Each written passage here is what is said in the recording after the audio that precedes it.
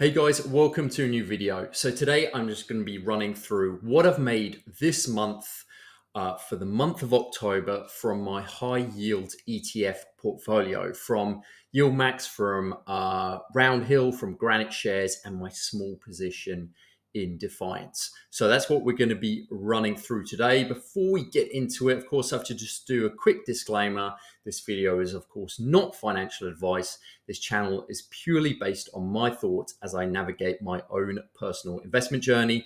Please, please, please always do your own research. So let's get into it. What have I made this month? Well, I don't want this to be super clickbaity, so actually I think it was already in the thumbnail, wasn't it? So how much I've made, look at this spreadsheet, by the way. Look at how much it's changed from all these YIELDMAX ETFs going weekly. It is just huge. It's ridiculous. Anyway, down here, this is net. So I've made $33,600 Australian net. That's after 15% withholding tax, which my brokerage, I use Interactive Brokers, that withholds 15% withholding tax. There's a treaty between Australia and America. Sometimes some countries pay 30%, but there's I don't know if you call it a trade treaty, but some kind of deal partnership where Australians only pay 15% withholding tax on stocks and ETFs dividends. So yes, 33%, $33,600 net Australian. So that was $25,340 US. So a very good month. I think for the past few months, I've been over the $30,000 Australian mark, which is incredible.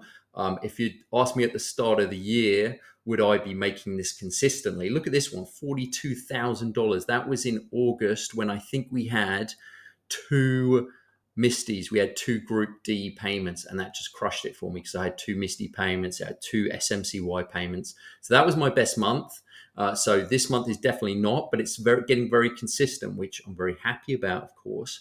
But what's been paying me the most? Well, if we just look at, this is my YIELDMAX portfolio, everything that's in white here. This is in orange, this SOXY position, because there's a lot of dips. There's been a lot of red. There's been a lot of volatility, hasn't there? And I've been buying what I believe in, which is a lot of the ROUNDHILL ETFs. I'm loving the ROUNDHILL ETFs. I know I've spoken a lot in my previous videos, but a lot of the COIW, that's the Coinbase one, MSTW, it's been tanking, but I'm still buying into it. And I think that MicroStrategy will do well, even though I keep saying that every week and it keeps tanking and it's painful and there's fear in the market. But I've just got to trust my thesis that Bitcoin's going to do well and that MicroStrategy, that is what I'm hoping for anyway. So I'm buying into that. WPay, loving that ETF. Haven't been able to get as much of it as I'd like because it hasn't had too many dips. Obviously HOOW, I love that one. So what I've actually bought this week is HOOW, HOOW, that's the Robinhood one, MSTW, COIW, and WPay. And what you'll notice is that these are all ROUNDHILL ones, and that's because I've completely shifted my strategy, my focus from YIELDMAX into ROUNDHILL. Every distribution that I make from YIELDMAX now goes into buying more of the ROUNDHILL ETFs. Not every single one. So if I make $33,000 in the month, which I have throughout the month of October, then I'll generally pay myself and our family first because we live off these funds.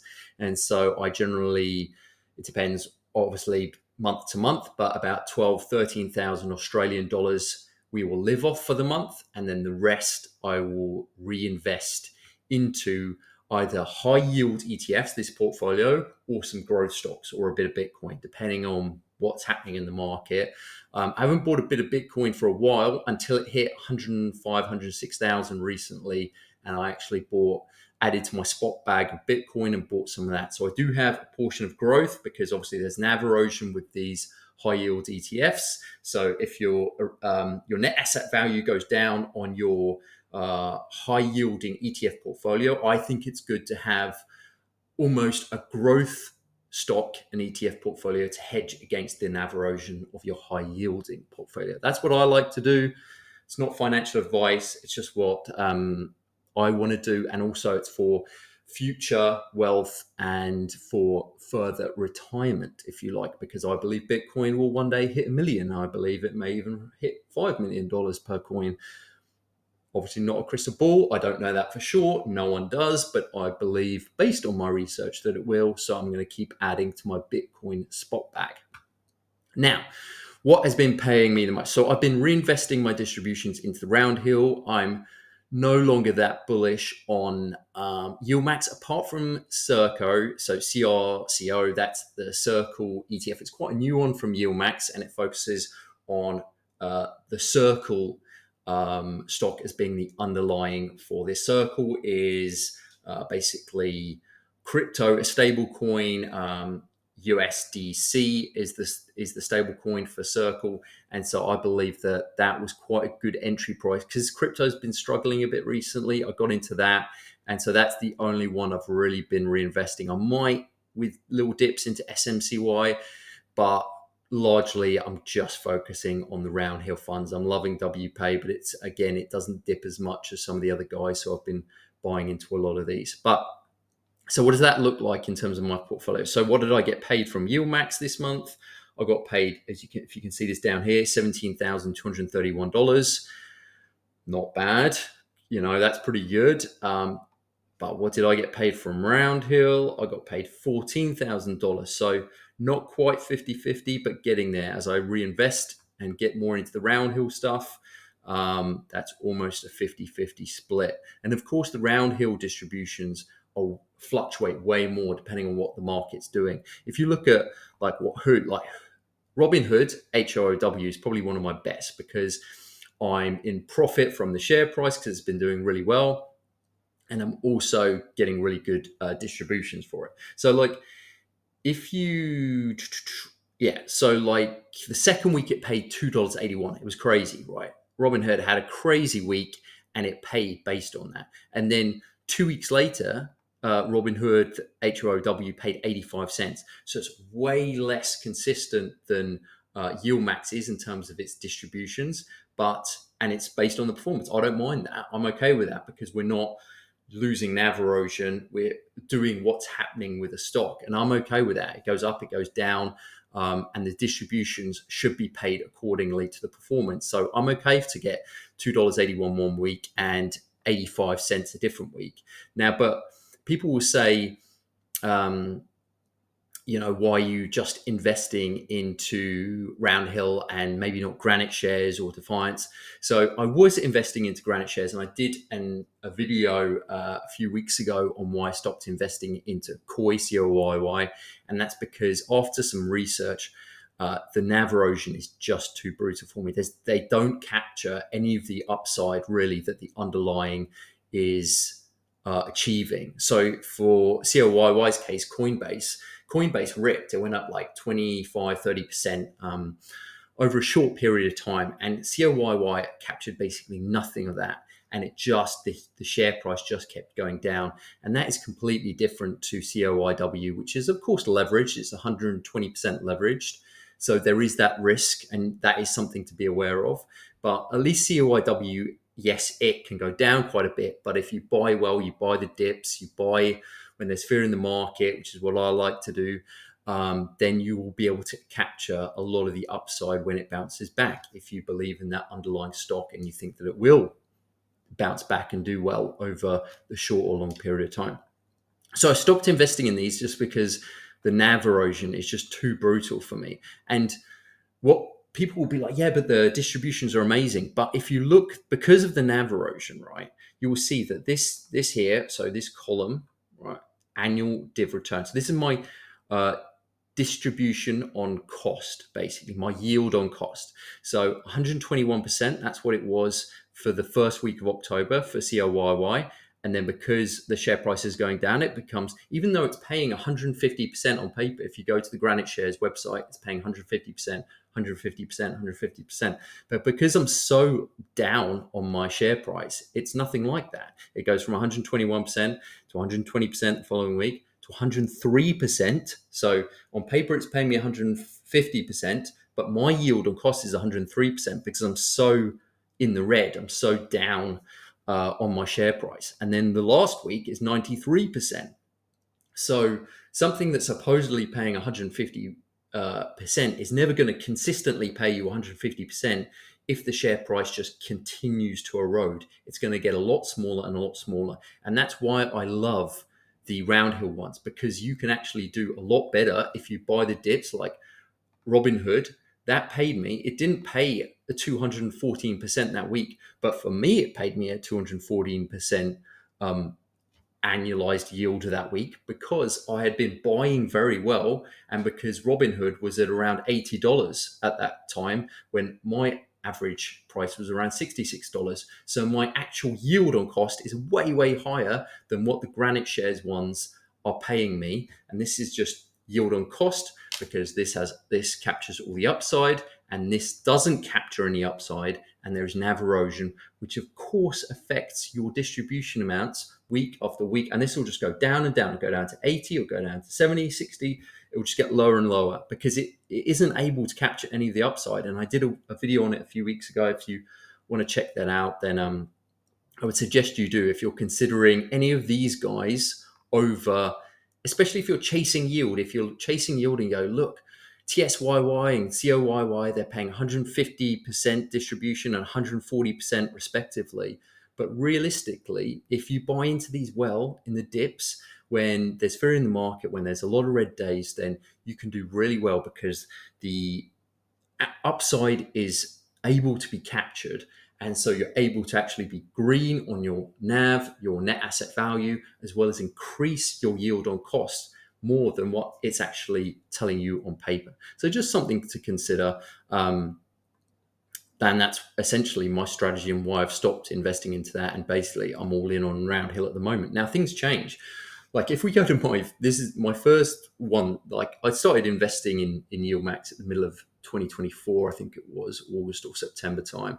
And but this is the first month that I actually documented things like this in this particular table. And you can see how different it was. Like Misty, like I just had 9 or 10 funds. Like I was even buying like the shorts, like Fiat and all this sort of stuff. And yeah, it's just so interesting to see the difference. Like I was making almost 10,000 a month, 9,000 a month, and then fast forward to now, and I've got so many more positions. And it's not just YIELDMAX was the only player kind of in 2024. There was other guys around, but they didn't really have many ETFs, didn't have many offerings. And so basically this is all that people were talking about was YIELDMAX and their high distributions. And now it's amazing to see how the space has changed in less than a year with all these weekly ETFs, all these different players. Roundhill seems to be the one doing the best at the moment. But Rex is also doing pretty well. And obviously people are quite liking the high distributions of GraniteShares. And YIELDMAX doesn't seem to be doing as well. And it's very interesting to see how that space can change quite quickly. And it will be interesting to see what happens in the next 6 months to a year. Who's still around in a year's time?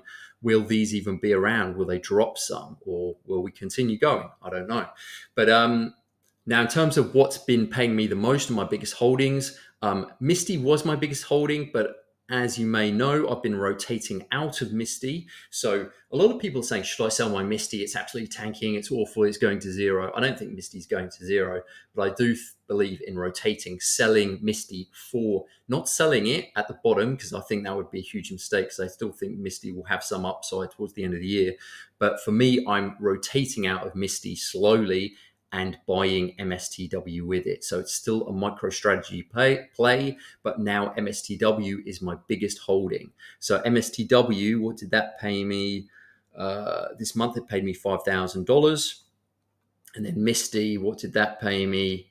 Well, that had a big week, didn't it? Because it paid for 3 weeks worth. So it's probably a bit of a skew number, but 6,700. So this is still my two biggest holdings. My second biggest holding is COIW, and that paid me 4,300. So again, pretty good. Coney's still a pretty big holding of mine, but HOOW is a big holding. PLTW is getting a bit bigger. I'm just very bullish on all these, and I'm going to be looking to buy as much WPay, I think, as I can whenever there's a good opportunity, whenever there's a dip or a good entry price. So that's what's been paying me the most. Now, what am I looking to do going forward? Well, I'm just going to keep reinvesting and buying any dips in these ROUNDHILL ETFs. If you look at what's been doing well, NVIDIA's been doing, MVDW's been doing pretty well, so I haven't really been buying into that. Hold on, I'll just remove these because it's throwing things off a little bit. But yeah, that had some good news, NVIDIA, so that's been doing pretty well, so I'm not buying that.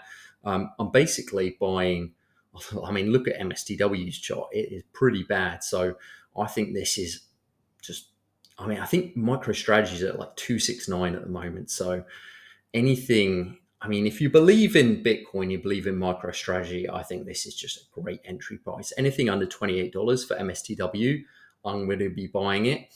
COIW as well, because that had a big run up, and then crypto's been doing pretty badly. It's been very volatile in the last couple of weeks. So I think anything under 40 is a pretty good price for COIW. So I'll be buying that. WPay, anything under the kind of 51.50 mark, 52 mark. I think my average price is $52. So anything under that I'll probably buy into if it dips again.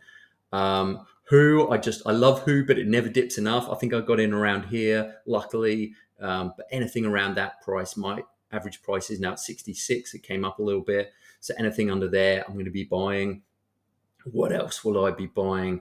Ethereum is still, it's still a bit low at the moment. So I think I bought a bit of that a couple of weeks ago. Yes, if anyone likes Ethereum. PLTW, that's actually been doing pretty well recently. So I haven't been buying that. But if it came back around this area, I'd probably buy a bit more if I could. What else? And that's probably it, really, focusing on those as my major players. In terms of YIELDMAX, SMCY, it's down a little bit. I think I just prioritize the ROUNDHILL ones just simply because of the uncapped upside, and I just love that. So this is really where my focus is. So that's it, really. A very good month for me, even though the market's been pretty choppy. It's been pretty good for AI and tech, but for crypto, which I'm quite heavy in, probably a bit too heavy in crypto, it's not been that good, but still a good month in terms of income for me. So I can't complain. Got to be happy with that, able to live off it and reinvest the rest of it to obviously bolster up this portfolio as well as my growth portfolio. So just thought I'd share that. Hope it's useful. Please like and subscribe. And yeah, cheers for listening. I'll see you in the next one.